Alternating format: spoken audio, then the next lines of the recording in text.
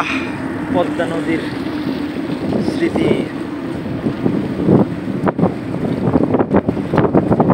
কবে যে সেই পদ্মা সেতু হবে, কবে যেন আমরা পদ্মা সেতু মানে সেতু দিয়ে পার হব, সেই অপেক্ষায় রয়েছি। আল্লাহ যেন আমাদেরকে হায়াত দারাজ দিক, আমরা যেন আল্লাহ এই পদ্মা সেতু দিয়ে আমাদের মরণের আগে একদিন আগেও যেন আমরা যেতে পারি, এই আশাটুকু পূরণ হোক। খুব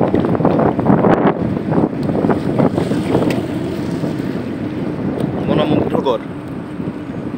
আমরা এখন মোটামুটি পদ্মা সেতুর কাছাকাছি। আমাদের এখন ঘড়িতে বাজতেছে 6টা 2।